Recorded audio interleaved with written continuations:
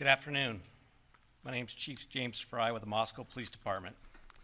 Joining me today is Captain Roger Lanier with the Moscow Police Department, Moscow Deputy City Supervisor Tyler Palmer, Colonel Kedrick Wills of the Idaho State Police, University of Idaho President Scott Green, University of Idaho Dean of Students Blaine Eccles, and Latah County Prosecutor Bill Thompson. We are thankful for all the tips and leads the public has provided in Ethan, Xana, Kaylee, and Madison's murder investigation. No bit of information is too small, and every tip will be pursued. So far, this information has helped investigators build a picture of the areas of interest and the relationships these four had with each other and our community. We still believe there's more information to be gathered, which will continue creating a window through which we view this case.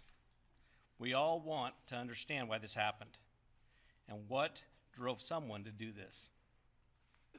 The families of those involved and our entire community deserve to know.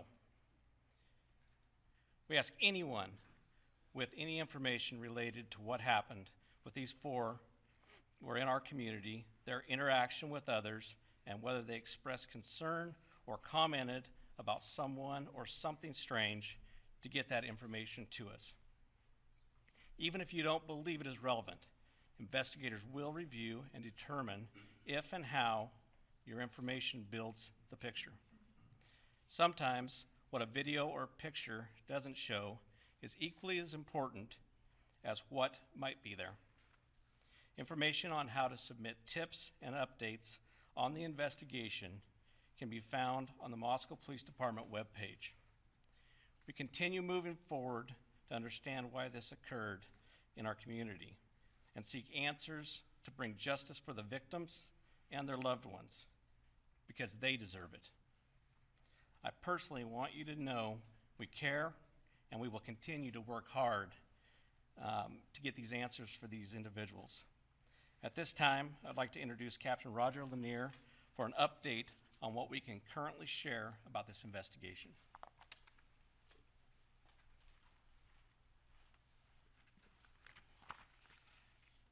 Good afternoon. I'm Captain Roger Lanier with the Moscow Police Department. I want to assure you first off that the loss of Xana, Kaylee, Madison, and Ethan remains the highest priority for the Moscow Police Department. We will continue putting all of our resources into investigating and solving these murders. Investigators are prepared to work through the Thanksgiving holiday to continue their efforts. I also want to express our sincere appreciation to the Idaho State Police, the FBI, the University of Idaho, and the Latah County Sheriff's Office for their assistance. And I especially want to thank the community of Moscow for their outpouring of support through this incredibly difficult time. Today I'm going to recap in brief what we know. I'm going to provide some new information, and I'm going to address some rumors. On the evening of November 12th and into the early morning hours of November 13th, Kaylee and Madison arrived home at approximately 1:45 a.m. after visiting a local bar and a street food vendor. Ethan and Xana were also out in the community at Sigma Chi, and they arrived home at approximately 1:45 a.m. Two surviving roommates who were also out in the community arrived home at approximately 1 a.m. Later, on the morning of November 13th at 11:58 a.m., a 911 call was placed. The call reported an unconscious person. The call originated from inside the residence, and a surviving roommate's cell phone was used. During that call, the dispatcher spoke to multiple people who were on scene. Moscow police officers responded and found two victims, two on the second floor and two on the third floor of 1122 King Road. The results of autopsies indicated that the four were stabbed multiple times and were likely asleep during the attack. Some had defensive wounds, and there was no sign of sexual assault. We do not believe the following individuals were involved: the 2 surviving roommates, the male seen in a grub truck video circulating on the internet, a private party who drove Kaylee and Madison home, any of the individuals who spoke to the dispatcher on the 911 call. We're also aware of a male whom Madison and Kaylee had called several times the morning of November 13th, and we do not suspect that individual. Detectives have canvassed the neighborhoods looking for evidence, physical evidence, video surveillance, and they've contacted numerous residents to see if anybody may have seen or heard anything. They continue requesting tips that can be sent to our tip line or called in to our tip line. The specific areas that we're interested in are detailed on maps on our city website and our Facebook page, but as stated earlier, generally south of Taylor Avenue to Palouse River Drive and the area west of US 95 over to the Arboretum. We have heard mention that Kaylee stated she may have had a stalker. Detectives have been looking into that, and to this point have been unable to corroborate the statement, although we continue to seek information and tips regarding that report. No suspects have been named or arrested, and we continue looking for what we believe to be a fixed blade knife used in the murders. We have not released the names of any of the subjects who spoke on the 911 call, and we have not released the call itself. Any online reports of the victims being tied and gagged are not accurate. Regarding the resources that we've put forth in this investigation, the Moscow Police Department has 4 detectives, 24 patrol officers, and 5 support staff dedicated to this investigation. The FBI has 22 investigators in Moscow and 20 additional agents assigned in various locations, as well as 2 members of the Behavioral Analysis Unit. The Idaho State Police has 20 investigators, a public information team, a forensic services and crime scene team, and 15 uniformed troopers who have been valuable in helping provide community patrols and safety patrols. We very much appreciate their support. This is our highest priority. It will remain our highest priority. We owe that to the families. At this time, I would like to introduce Colonel Kedrick Wills from the Idaho State Police.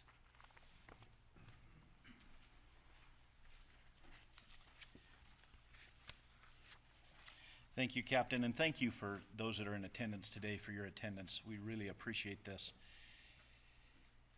What has affected Moscow and the community here has affected all of us as Idahoans.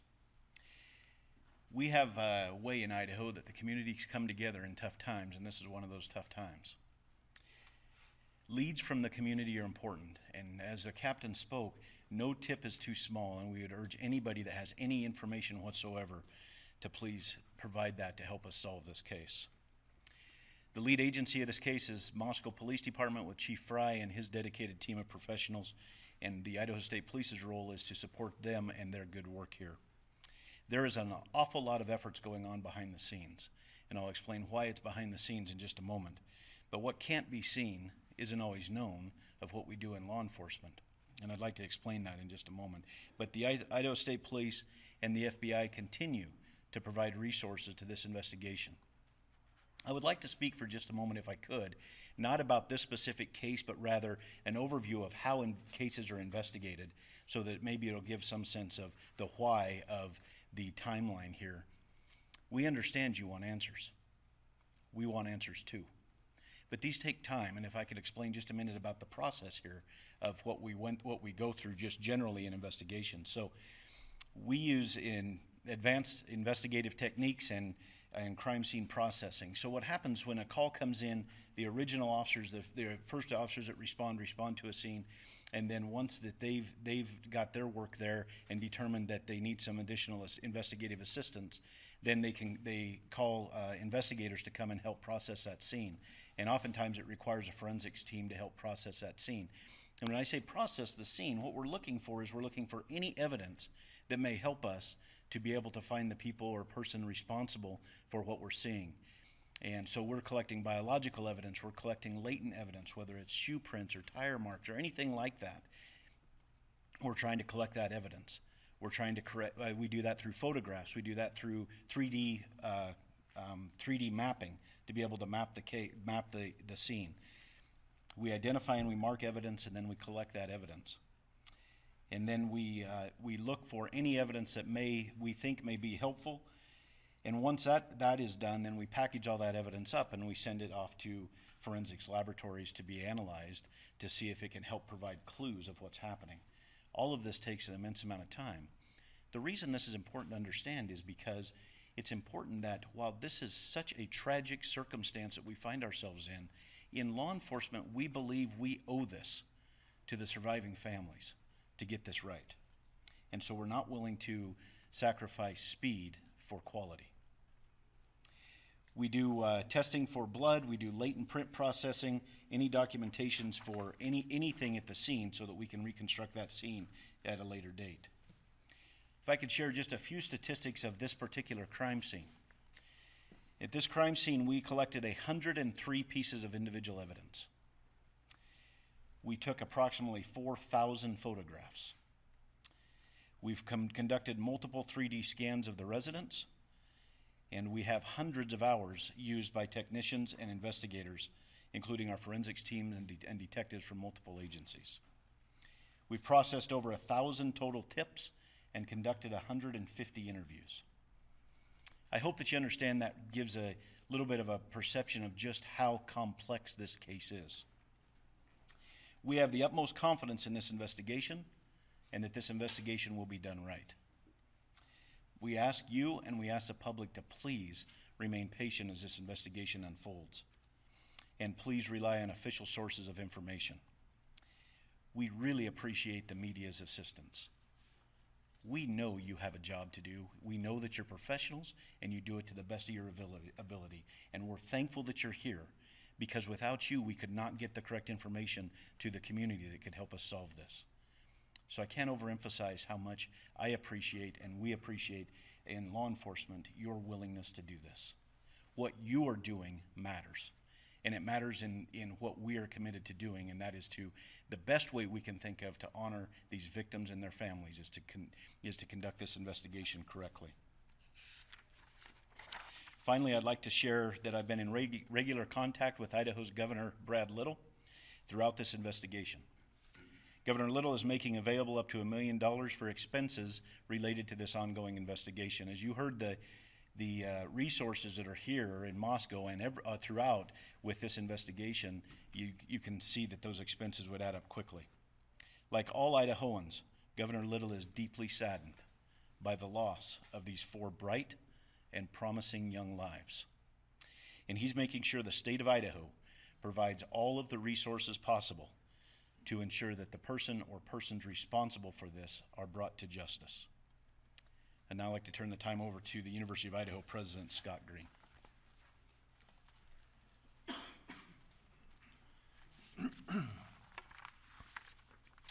Good afternoon, I'm Scott Green, President of the University of Idaho.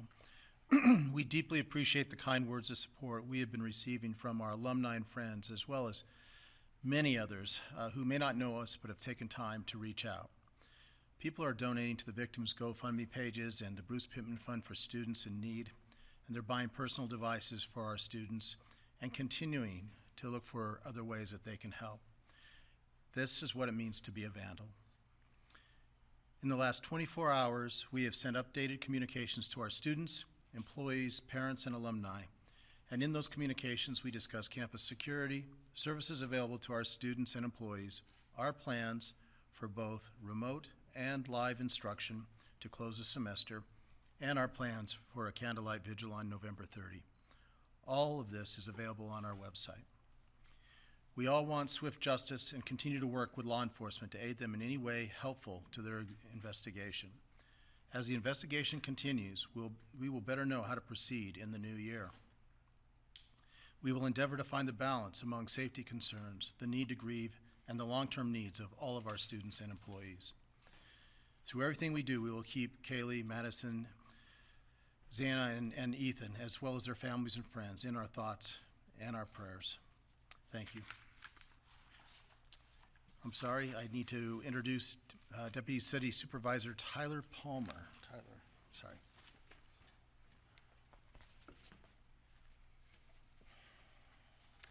Good afternoon. My name is Tyler Palmer. I'm Deputy City Supervisor with the City of Moscow, and I'm here today on behalf of Mayor Arthur Betke, the Moscow City Council, and Moscow City Administration.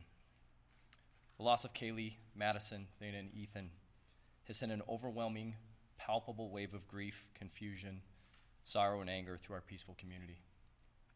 Mayor Betke, with the support of our City Council, has instructed staff to marshal all necessary resources for our law enforcement professionals as they diligently work to assure the safety of every member of this community and find the person or people responsible for this. The outpouring of support, kindness, and genuine empathy locally and even globally has been a humbling reminder that those who want to help far outnumber those who want to hurt. And we take some solace in that. To all of you who've reached out, sent letters and cards, provided food for those working around the clock on this investigation, and offered other resources, we thank you sincerely. These continued acts of charity and humanity remind us why we live in this tight-knit, caring community. The City of Moscow is committed to seeing this investigation through to a successful end and will continue to dedicate whatever resources are necessary for that effort. We are thankful for the immense support from the University of Idaho, Lake Tahoe County, Governor Little and his office, the Idaho State Police, and the Federal Bureau of Investigation. Moscow is my home.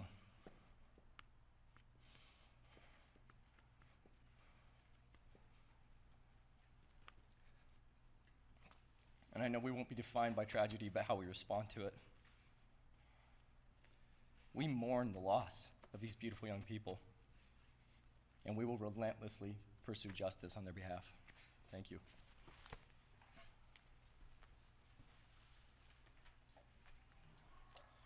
So we would like to open it up to any questions, but I would like to ask if there's an Argonaut reporter here that would like to ask, and then second after that, an Evergreen reporter, if there's one in the room. So let's start with the Argonaut, please. I'm with the LCSC Pathfinder. James Torman Aldrich with the Argonaut. I have two questions, if that's all right. Firstly being what the police presence is going to look like after Thanksgiving break and how long that's going to last. So I'll go ahead and answer. The police presence is going to be very heavy after the break. We have Idaho State Patrol that will also still be in the area, and you'll see a high impact of patrol officers and troopers, as well as Lake Tahoe County Sheriff's Department personnel in the area. And then secondly, will there be any possibility of the release of the 911 phone call, even in transcript form? Not at this time. That's part of our investigation.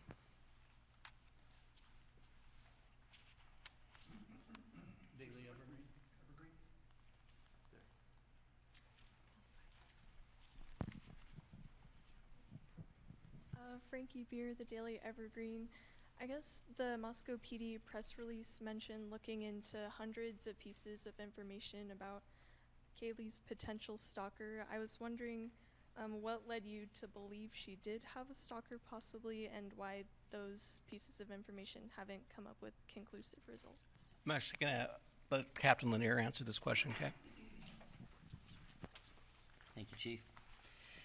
We obtained information through some of our interviews that Kaylee had made some comments about a stalker, so that's where that came from. We have followed up looking at specific time frames in specific areas of town. So far, we have not been able to corroborate it, but we're not done looking into that piece of information.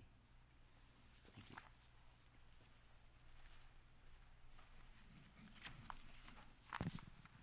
Dan Springer, Fox News. If I can get Captain Lanier. Sir, why not tell the public who the target was? You've said that this was a targeted attack. Why not tell the public who was targeted? If it was multiple people, it would go a long ways to telling the public what you're looking for and who you're looking for, the type of person you're looking for. Why not do that to alleviate some of the fears out there in the community? Well, first and foremost, we have the integrity of the investigation to preserve.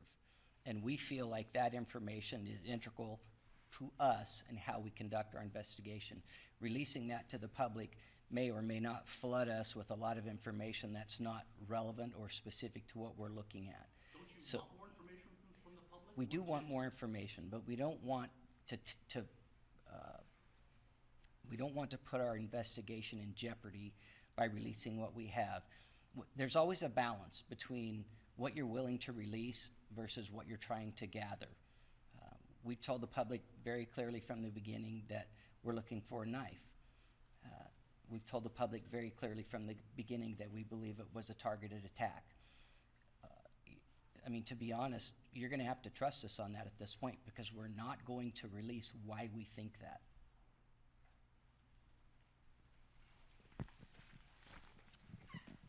Lauren Patterson, Northwest Public Broadcasting. I see that the FBI set up a special web page just to collect digital information. I'm also curious if any of the investigators can speak to this.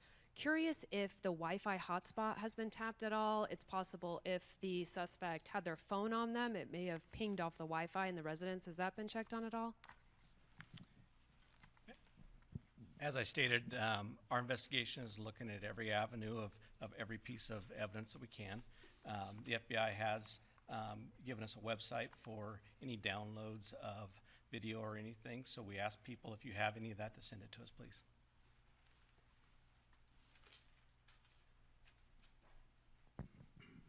Thank you. Natasha Chen, CNN. I have a couple of questions here. One, in many homicide cases, the first hours, the first days are so incredibly crucial.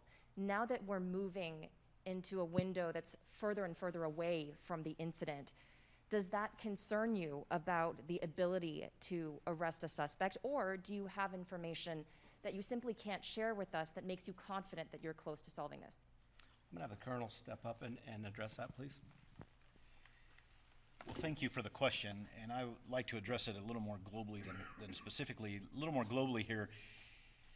Yes, as time goes on, I mean, we're time past the initial calls for service and the initial crime. However, we also, as time goes on, are able to process the forensics evidence, any forensics evidence that we may have collected, and so that helps us. And we're also able to process the tips that continue to come in, which may help us. And so, while time in one respect is not beneficial, in another respect it is, because it helps provide us with that whole picture with all of the information that we're gathering, whether it's evidence or tips or any other information that we're gathering. It may help us to provide a clearer picture, and so it may help answer those questions that we're seeking as well.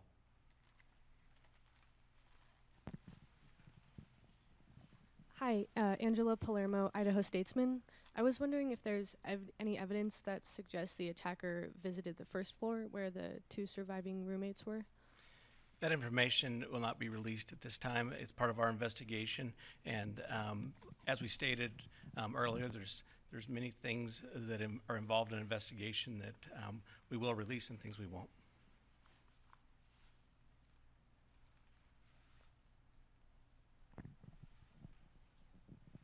Good afternoon, Ashley Soriano, Fox News. I have two questions. Have you considered the possibility of a murder-suicide? Is that something that you guys are considering right now?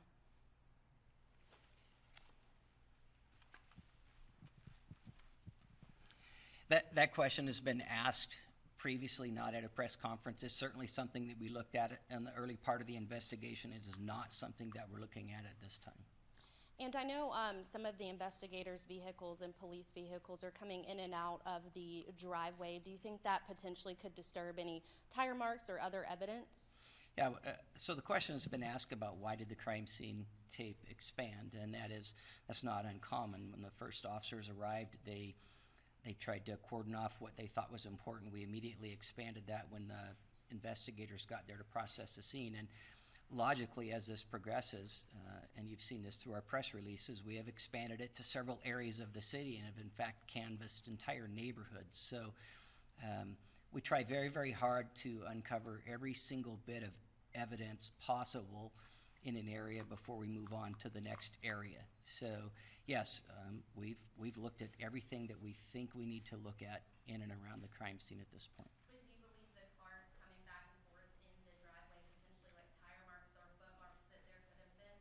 Well, it's a gravel parking area, so it would be hard to say that.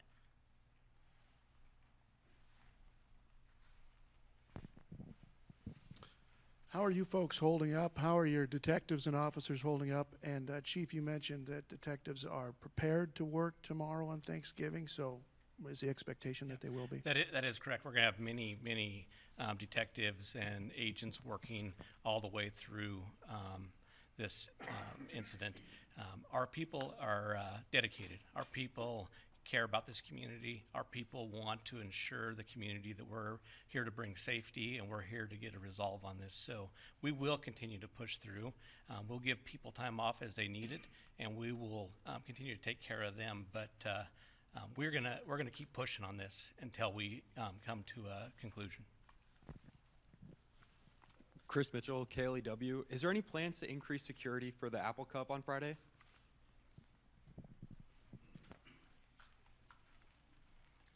Well, I can't speak to what's going on in the state of Washington. I can only speak to what we're doing here on the campus of the University of Idaho in concert with President Green and his team.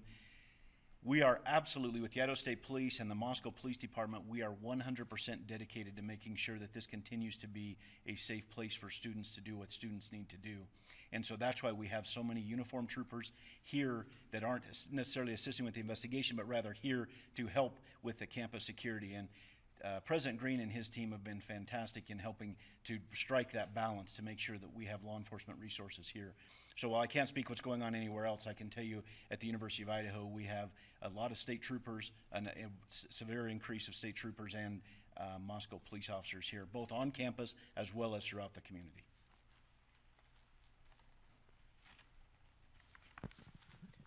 John Gabell, ABC News.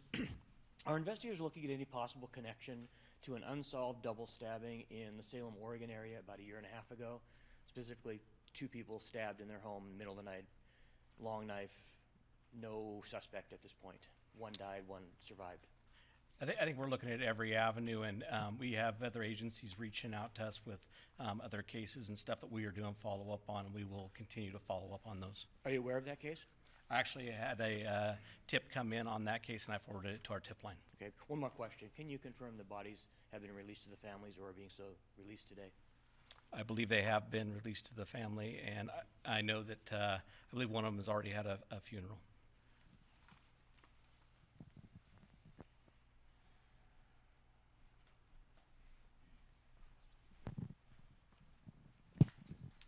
Destiny Martin with the LCSC Pathfinder. Can you lend any insights into the possibility that the murder weapon is linked to the ROTC program? And also you mentioned that the analysis unit is here. Will we be able to hear anything from them about a working profile they possibly have? And on that note, have you guys ruled out the possibility that the killer might be a female? So we look at every avenue. We're looking at every group of people. Like I said early in our first press conference, we're not going to let any stone go unturned. I believe can you just clarify your second portion of that question? Oh, the BAU, sorry. Yes, I would like to know if the BAU has a working profile because, you look at victimology. Sure. Are you able to tell us who was killed first on the time of death so that we may understand, who was, if it was a targeted attack, it would make the most sense if they killed one of the roommates first and then maybe the other 2, I'm not, sure. This is not speculation, I'm getting off topic. My question is are you guys looking at a working profile? Have they come up with anything new regarding the motive or intentions of the killer? Or killers. The BAU unit is working diligently to do what they do. Will that be provided? I'm sure that may be provided once the conclusion of this case comes together. but they are continually taking in information and reading reports and gathering information for that. Good afternoon, Chief. Amanda Rowley with Crime 2. Seeing some speculation with some of the cars being searched this past week. Wondering if you can squash some of the rumors and that speculation. Is there anything you can share specifically on the white car out front, and then a follow-up for the university after? So I'll have Captain Lanier go ahead and come up with that. Thank you. Well, we have looked at a lot of different vehicles. I'm assuming you're referring to the vehicles that were in the parking lot at the time. Yeah, so some of those vehicles belonged to the victims and some belonged to other people in the house. And so for us, that's part of the crime scene. As I mentioned earlier, the crime scene was expanded out through the parking lot. So we wanted to make sure that we looked at those prior to releasing the crime scene. It was part of the initial investigation that night. Thank you. And for the university, is there any additional information at this time that you can offer about the candlelight vigil, maybe what we can expect from that, and then any other information you can provide about that ask of the community to light the night on November 30th? Thank you for that. I'm going to turn this over to Blaine Eccles at this point. He's actually planning the whole event, so we appreciate it. Good afternoon. I'm Blaine Eccles, Dean of Students. The vigil is going to be hosted next Wednesday, November 30th at 5 p.m. We have it scheduled for the administration lawn at the moment. We're going to make a final determination on location early next week, just because we're waiting for the weather window to get closer, so we feel comfortable that that's where it will be located. We're anticipating a large turnout of community members as well as university members, students, faculty, and staff at that particular event. And all of the families have been invited to join us if they so wish from that aspect of it. The response has just been absolutely beautiful and overwhelming to the love that has been provided to the institution as well as the family members. The Light the Night event that you're talking about, while I don't have a lot of details on that, is set to coincide at the same time, just so that people that can't be here in person as part of the vigil are going to be able to participate remotely as well. The vigil will be live streamed, and it's safe to say that the Vandal family is going to unite and come together to support the families in the darkest moments of their life, quite frankly. So I'm going to go ahead and take two more questions, okay? Jordan Smith, KXLY. At this point in time, do investigators know which entrance the suspect used to enter the residence, if this was someone who might have known the door code at the front or maybe used the back door? Once again, that's part of our investigation. We're not going to release that information this time. Thank you.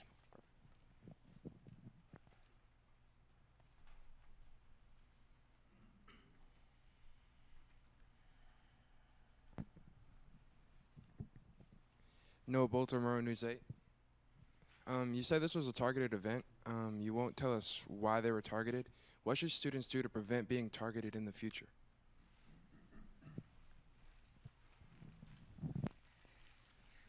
Well, that's a great question, especially in light of what just happened.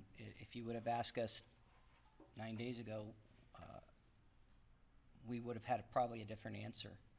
Moscow's always been a very safe community. In light of this, and maybe we should always look at it this way, vigilance, always traveling in pairs, knowing where you're going, telling someone when you arrive, and just that kind of general awareness. Maybe we should, as a community, have always been doing that. You know, in some ways, this took our innocence. I would tell students that you need to stay with a friend. I know that the university staff is looking at different options to increase some of the safety on campus and providing certain options to students. So, yeah, going forward, there's a lot of things that maybe we wish we would have done before, but we need to start doing now. So I'm going to go ahead and close, but what we do want to let our community know that we do care. We do want to provide a safe environment. We will continue to work hard, and we'll continue to do everything we can.